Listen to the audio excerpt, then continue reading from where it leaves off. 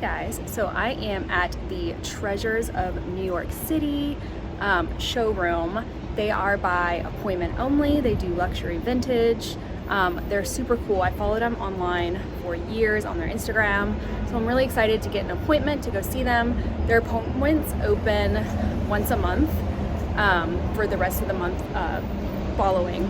So you can get them. They're 1 hour blocks, and up to 4 people can go, and you just have the store to yourselves to shop and to browse around. So I am really excited. I will take you with me and show you what they have. Okay, so I'm gonna be coming in and out of this video. I filmed a few clips either talking or just like showing my visit to Treasures of New York City. And I have a bunch of like information in there about my visit. So I'll like pop in and out and kind of like narrate it as we go, because the music was kind of loud in there, so it was hard for me to talk over it. So I just figured I would like throw in the clips and kind of like go back and forth, and then I can also show you guys what I ended up purchasing. So when you walk in, they take you, so you have to buzz in when you get there. They take you up to their 3rd floor, and you walk in. It is a huge space, and you get it all to yourself for an hour when you book this appointment. So you walk in, they kind of give you the lay of the land. They show you how to work the clothes rack, which is so cool, like Clueless vibes, very awesome. And you just have an iPad that has all the prices of all the items. You can just search and look it up. So you don't have to like awkwardly be like, how much is this? How much is this? Because they're not necessarily all like labeled by prices.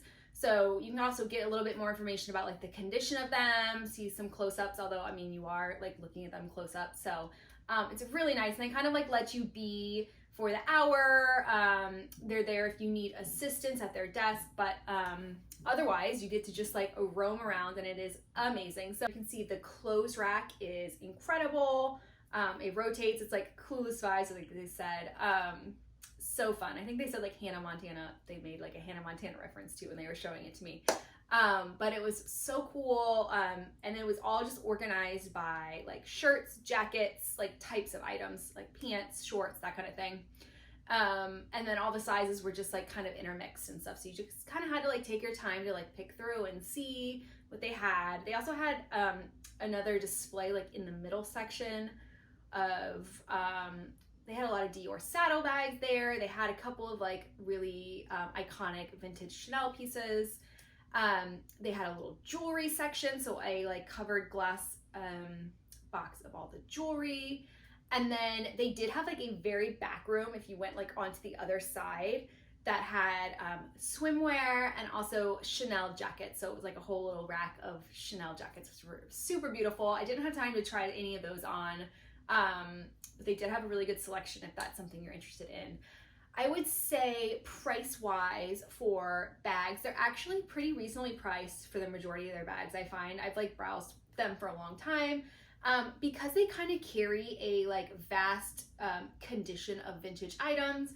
I find like there's some places that only carry like really like top of the line, excellent quality vintage items, and those will always go for a premium. I feel like Treasures has a pretty good price range on their bags. And you'll see the bag I got a really good deal on actually. But pretty good price range because the conditions can kind of vary on them. So always just kind of make sure you're really looking, if you are buying online, just the condition of it, because everything is final sale. So yeah, just something to keep in mind for that. But yeah, so anyways, I kind of quickly browsed the shoes. There wasn't a ton in my size, and I wasn't necessarily in the market for shoes at the moment, so I didn't really like take too much time to try on shoes, just a little bit here and there. But there were a couple items I really wanted to try. So I kind of feel like if you're gonna go in with a game plan. I had a couple of things that I wanted to look at when I was there, things I've seen online. But it's a very overwhelming, even for someone like me who like knows a lot about vintage and has like seen a lot. I just feel like it's overwhelming, and you also feel like, oh my gosh, I have like just an hour, which seems like a long time, but when you're like trying things on, looking at bags, this and that, it goes faster than you think. So I would go in with like a little bit of a game plan, whether you're looking for like specific items, shoes, clothes, bags, you know, whatever it is. And then just kind of like first do like an overall browse. That's what I did. I was more so looking for handbags. I went in feeling like I really wanted to add a non-black Chanel bag to my collection, like a neutral, like beigey-ish color. I initially was looking at this bucket bag online, and I'll show you the clips in there. It was really cute, but I just felt like the color was like a little bit too like leaning yellowish beige.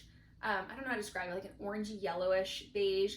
And I just felt like sometimes certain color beige tans are difficult to match with other items in your wardrobe. So I just felt like that might have been a little bit of a tricky one. Let me start with what I got clothing wise. So I saw this Dior vest. They had it, I think, on their Instagram stories, I think, because they always post stuff on their Instagram stories. I had seen this actually like twice before, and I saw it like, I think it was the night before I was gonna go, or 2 nights or something. I saw it on there and I was like, oh my gosh, that looks so cool. If you guys know me, I am obsessed with vests and waistcoats. Like, I wear them all the time. It's just like my vibe. I just love that look. And I saw this and I'm like, oh my gosh, I really want to try this on. I hope it's there. So it was still there. And I tried it on, and I will show you guys cutaways of me trying it on, but I just think it's so cool. It is a little bit big on me, but I think that that is totally fine. I can get away with it. I wore this the next day actually with some linen pants and a linen blazer, and I just thought it looked so cool. So yeah, I'll be wearing it like buttoned up, open, all the ways. So here, let me show you some close-ups. You can see it's written Dior on the front, Dior Sport, and it says Christian on the back. So it says Christian Dior Sports when it goes around. Really beautiful. It has this like textured knit weave, and the buttons also say Christian Dior Sport. And this is in a size medium. So I was so happy with this. I think this was like $390-ish. I think it was in that range, which I feel like is a pretty fair price for something like this. That's around what I would expect. And this was in pretty great vintage condition. So really like no flaws, no major issues. And so it's beautiful. I am so excited to get this piece. And then, so for bags. So this bag I had seen online before, and I kind of forgot about it. I was kind of fixated on that other bucket bag that I was telling you about. And then I was like, I don't know about the bucket bag. And then I kind of got frantic because I kind of felt like I was going in with a plan of wanting to buy something. And I just kind of thought that was what it was going to be. Then when I got there, I was like, I don't know. It just like wasn't like calling my name. I feel like with vintage, especially, like, I'm not necessarily always looking for something in particular. I just feel like they speak to me. I see them and I'm like, yes, I need you in my life. Like, that's just how I work and operate. Like, it's just like a feeling I get where I get like very obsessed and I'm like, I gotta have that. So I had seen this bag online initially and I couldn't really tell like the sizing and stuff of it. I mean, they have the sizing written, but it's just kind of hard until you see something in person to like really understand what the size of something is. And it was for a ridiculously good price, but there was a reason why. So this bag was listed for $500. Yes, you heard that right. Vintage Chanel for $500. And the reason why is because, I mean, the condition is, I'd say, like fair.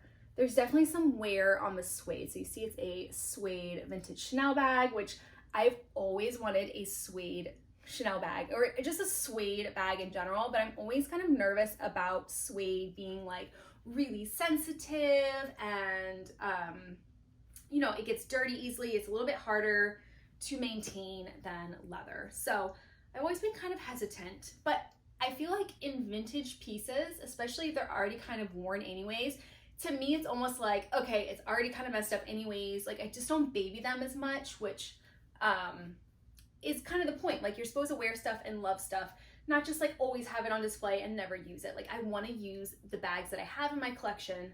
So I feel like because it already has a little bit of wear, it just gives like character to a bag. You know, that doesn't bother me. I have some bags with some wear. So yeah, has some wear like on the overall suede. It has this really cool Chanel ball attachment here and the little bijou chain. And then it's a zip pocket. And so here's the reason why it was pretty inexpensive. And it's because this tab here is broken. So the ring should sit in here and close on the side. You can see on this side it does. But this side is kind of ripped off. But honestly, I took the chance because I felt like, especially with the suede, it's just kind of in one area that it's torn.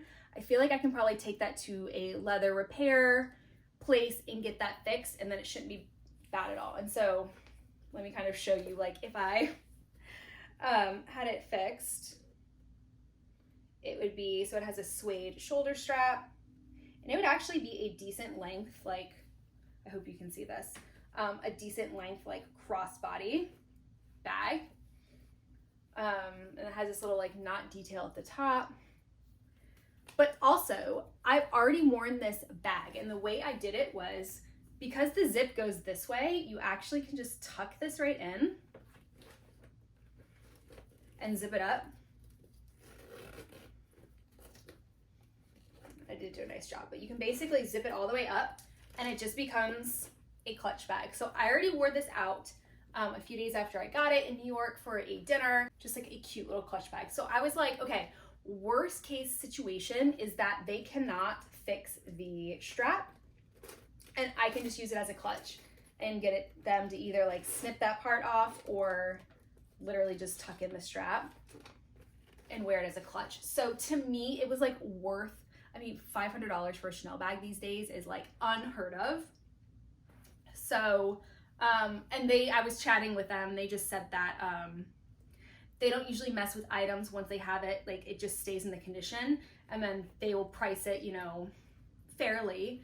And then if someone wants to get it like repaired after, they do. So that's their kind of like thing with bags. So yeah, amazing. You can see the inside is leather lined, and then it actually came with its card, which is like kind of unusual.